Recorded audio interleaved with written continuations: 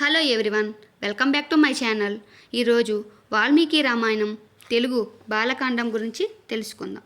నిరంతరం స్మరించే నారద మహర్షి ఒకనాడు మునిశ్రేష్ఠుడైన వాల్మీకి మహర్షి దగ్గరికి వచ్చాడు.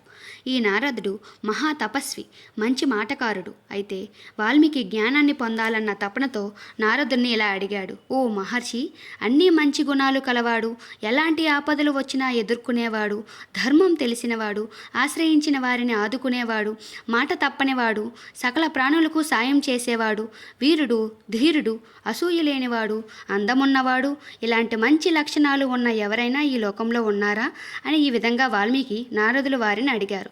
అప్పుడు నారదుడు చిరునవ్వుతో ఇలా చెప్పాడు: ఓ మహాముని, ఇన్ని లక్షణాలు ఒకే వ్యక్తిలో ఉండడం సాధారణంగా జరగదయ్యా.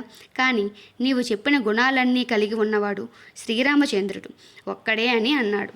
అలా ఆ విధంగా రామాయణ కథను వాల్మీకి చెప్పి నారదుడు అక్కడి నుండి బ్రహ్మలోకానికి వెళ్ళిపోయాడు.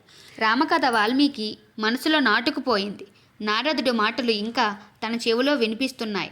కొద్దిసేపు తర్వాత గంగానది సమీపాన ఉన్న తమసా నదికి స్నానం చేయడానికి వెళ్ళాడు. వాల్మీకి వెళ్తుంటే తన వెంట భరద్వాజ శిష్యులు వస్తున్నారు.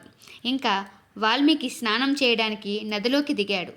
వాల్మీకి చుట్టూ ఉన్న వాతావరణం చాలా అందంగా ఉంది. కొంచెం సేపు తర్వాత దూరంగా ఒక కొమ్మ పైన క్రొంచ పక్షుల జంటను చూశాడు. ఆ పక్షులు చూడడానికి చాలా అందంగా ఉన్నాయి.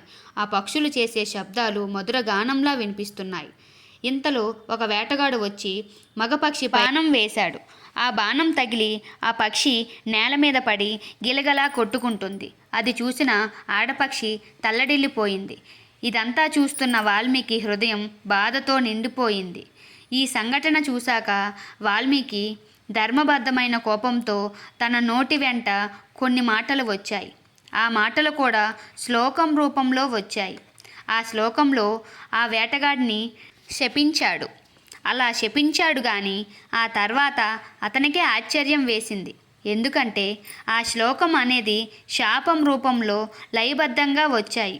తర్వాత అందరూ తిరిగి వచ్చారు. కానీ క్రౌంచ పక్షి అక్కడ జరిగిన దాని గురించి మాత్రం మర్చిపోలేకపోయాడు.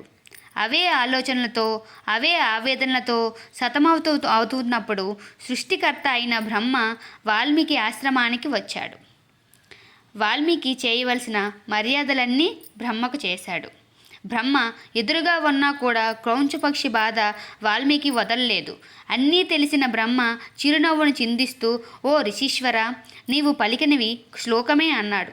ఆ శ్లోకాన్ని నీ నోటి వెంట వచ్చేలా చేసింది నేనే. కావున నీవు శ్రీరామచరిత్రుని రాముణ్ణి రాయమని ఆయనకి చెప్తాడు. ఈ భూమిలో పర్వతాలు ఉన్నంతకాలం రామాయణ కథను జనాలు కీర్తిస్తూ ఉంటారు అని ఆశీర్వదించాడు. బ్రహ్మ ఆదేశం ప్రకారం రామాయణం రాయడానికి శ్రీకారం చుట్టాడు వాల్మీకి మహర్షి. ఈ వీడియో నచ్చినట్లయితే లైక్ చేయండి ఫ్రెండ్స్. మా ఛానల్ని సబ్స్క్రైబ్ చేసుకోండి ఫ్రెండ్స్.